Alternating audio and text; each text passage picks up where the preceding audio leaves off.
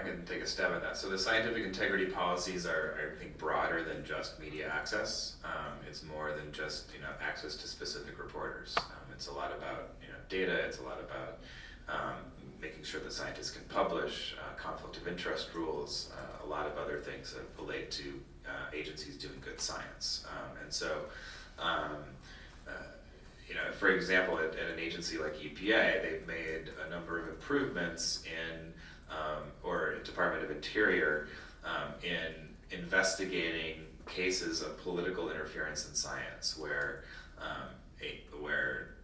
scientists or others are asked to change data or manipulate study protocol or censor a report or not publish in a journal or whatever it might be. And those cases are adjudicated by the scientific integrity officer that is assigned to cases, and in the agencies where this works, that information is then made public. Not for every case that is brought forward, because they don't want the cases to be for the sort of scientific integrity processes to be used as a weapon against in a way that you accuse someone of beating your wife or beating their wife, but I think you want to make sure that that when there is impropriety found, that there are ways for the public to know about that and hold the agency accountable for that and get that information out there, and to make sure that those processes are being followed and that the scientific integrity policies have teeth. And so the scientific integrity policies deal with a lot more than just media access. And I can talk about EPA, where the media access has been the sticking point, where we've seen a lot of progress in a lot of areas, and access to scientists is not one of those areas where there has been progress. But we see the agency being, at least some people within the agency being committed to creating that change. And we knew coming into the process that just issuing a policy or just issuing a memorandum wasn't going to change culture. There are many agencies like EPA are very complex, and I think, as Kate alluded to, what happens in Region 7 might be very different than what happens at headquarters, as well as depending on what the issue is across the agency's thousands of employees. And so I think it's something that requires agencies to be extremely proactive in setting a tone that scientists should be able to speak and should be able to participate fully in the scientific process, and going sort of beyond what the policy says, even, because there can be the written policy, but then there can be but what this really means sort of interpretation of that policy. And so the guide, it needs you need both leadership and policy to make something effective. In terms of the agencies that just paid lip service to the president's request, they include agencies like the Department of Energy, which more or less just restated the scientific integrity principles. Doesn't have, to our knowledge, a publicly reportable process for investigating examples of or allegations of political interference in science, and has not committed significant resources to actually putting people in place to carry it out and to implement it. Similarly, the United States Department of Agriculture has updated its policy a couple times, but nothing is public and nothing is very specific. And so a place like USDA, where it has kind of a dual mandate of promoting the agricultural industry and protecting the public, something like that, you can see how it's much more easily, scientific integrity would be much more easily subverted. And so I think the media policy and media access issue is a small, or is not small, but one distinct component of the scientific integrity work, but it's an important one. Yeah, I would just echo. I covered the integrity policies when they were being released, and there's this sort of whole, it took a lot longer for them to pick it up than it was supposed to. So I covered that a lot, that was a few years ago now, and it's almost hard as a reporter to like do a checkup on how they're doing on that until there's some kind of problem. And you know, I've encountered some stories where there's people who have encountered problems with integrity policies in the agencies, but I haven't done a good checkup on them in a while. But I think, you know, Michael's right, they're much broader than the reporter access, and probably the parts that I cover as a reporter are more of the internal, how people, scientists are treated when they have a whistleblower complaint or have some, you know, research they want to get out. That's probably the bigger side of those policies. You know, kind of in the long term, it would be great to see the Office of Science and Technology Policy take more of a leadership role in pushing agencies to be more uniform and to giving them sort of the resources that are necessary to do so. Because I know in every agency there are people who care about scientific integrity, and I do take them at their word when they say that they want their policies to be effective. I just think that they need more guidance in making it so. Joe? Kind of a question, or maybe it's a personal opinion in the form of a question. Jeopardy rules do. It's got to end in the question mark. First, the statement. I think a lot of the press access issues tend to come up acutely during press conference events, which nowadays are increasingly on the telephone, or alternatively are increasingly in briefing rooms that have agencies that have regular briefings. So the question is, would you and it's great, you included crisis reporting in this report, which I think is a big step forward. Would you consider in future reports, which I'm guessing you might do, looking at the access issues in press conferences, telepressers, briefings, and so forth, specifically things like background rules? We've actually, the environmental media have experienced at EPA press conferences that are held on background. It's kind of a contradiction in terms, but in many times the scientists are right there, and either they're not allowed to talk or they're only allowed to talk on background, and the reporters, just by picking up the phone and dialing in, are told that they have consented to the rules that these people are on background, which isn't legitimate. So I don't know if you could find a sample big enough to get meaningful That's a results on it. Washington phenomenon. I don't think that happens nationwide. I don't think that happens elsewhere. And so that would be kind of hard to quantify.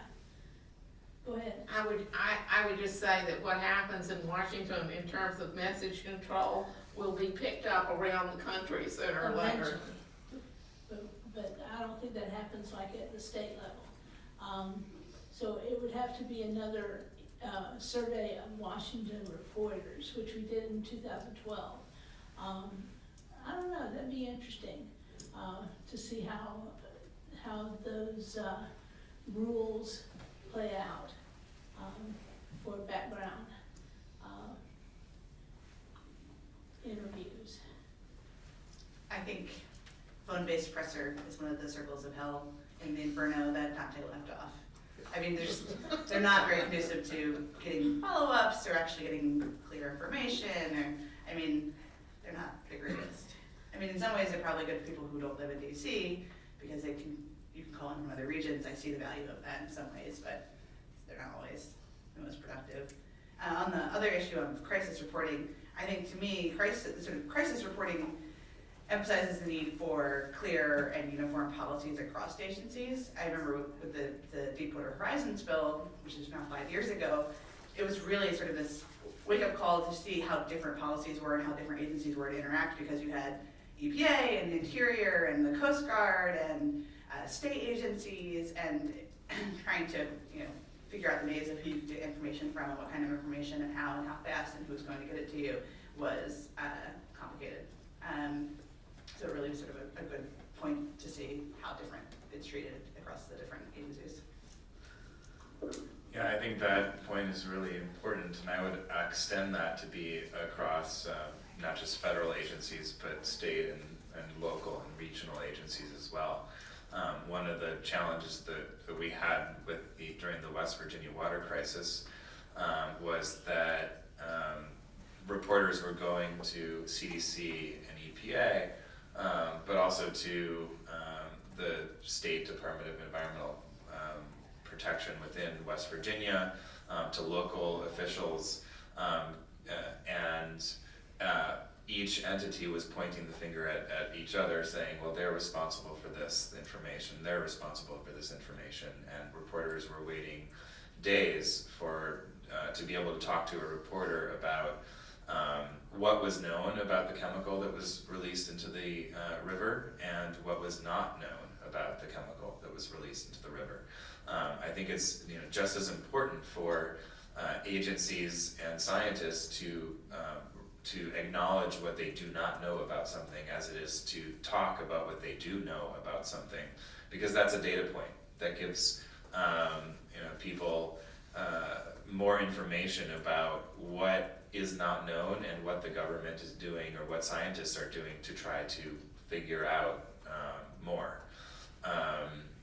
And as people were making individual decisions about whether to shower or whether to drink the water or whether to use it to cook, they could have benefited from hearing what the government did not know about this chemical, like they don't know about many chemicals, and what it was planning on doing.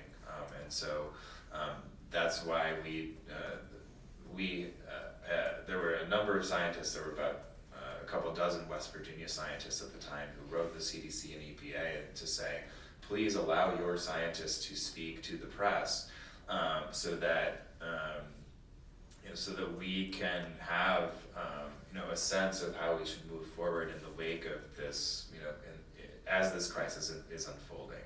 And so, it is important for people to have sufficient access to information that allows them to make informed personal decisions as well as community and policy decisions. We'll take one more, I think, and then we'll close if there's anybody else who wants to pipe in. I was curious, was there any thought about, either in this study or a future study, cross-referencing the perceptions of each agency against the staffing levels in the media offices and the research offices? I think that's a very good question. I can tell you that in the most recent scientific integrity report from the Environmental Protection Agency, part of their scientific integrity policy, they're required to report back annually on their progress, how many complaints there have been, what they've done to address those complaints, and so on and so forth. And part of that scientific integrity report addresses the media policy issue, addresses these challenges, and comments on the fact that journalists and journalism organizations have expressed frustration at getting access. One solution that they had put forward and are emphasizing in that report, and that Dr. Francesca Griffo has talked about, full disclosure, she used to work at the Unit of Concerned Scientists and be my boss before she went over to the EPA, is the fact that the Public Affairs Office has added 5 staff, added 5 PIOs, I believe. I'm not sure what their official titles are, but they've added specific staff, and their metrics show that their response times are going down. Now, I don't know, this doesn't necessarily solve problems of minders or other things, but adding staff, can obviously help with response time if well implemented, and I think that it behooves agencies to communicate out what their staffing levels are, because I think we as public interest advocates, can at least speak for UCS, would be happy to champion more resources for EPA and other agencies to be able to meet the demand for information, whether that be for experts or for other types of information. I don't know if others have any thoughts on that. If they're tracking response times and they know what they are, then they're tracking them, and we can FOIA that. Well, and we shouldn't necessarily have to FOIA those kinds of things. It would be great if agencies just made this information proactively available. And I think, might get a little bit farther afield here, but there have been a lot of discussions around scrutiny of scientists and scrutiny of science, and what kind of information should be disclosed. And I think part of the discussion around that science agencies need to be part of the discussion around what kind of disclosure of scientific information and what kind of access to scientific experts is legitimate and what parts might be distracting to the scientific process. As we look at letters from members of Congress to scientists and their institutions for more information about their funding, for drafts of their papers and congressional testimony and their emails and all kinds of things.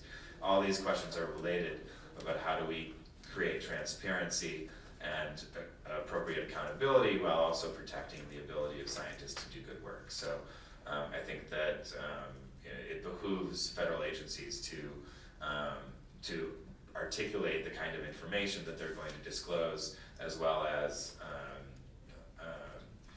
the kind of information that they're going to keep secret. And part of that should be how responsive they are, what they are doing to meet demand of the public in the work that they do. If I could just say something about the scientific integrity policies. There was a number of us that worked, I think in the first or second year of the Obama administration, behind the scenes with OSTP. There were a couple of public letters, but there was a lot of work behind the scenes with OSTP as they were building the basic policy. And we explained to them as well as we could about how the constraints of always going through the PIOs had just really restrained journalism. Talked to them very seriously about this. This was, when a lot of us still believed in what President Obama had said. And then after we just waited, and then after almost a year, the OSTP itself came out with a policy that said scientists, something on the order of scientists can speak with coordination with their supervisor and the public affairs office. And we were just devastated. We wish we hadn't talked to them. It was so counterproductive. As far as I know, that was the first time in history that we developed a written policy to indicate that people in agencies can't talk to reporters without surveillance. And so many of us don't look for the integrity policy, to the integrity policies themselves as basic or as a help. Any other closing thoughts from anybody up here?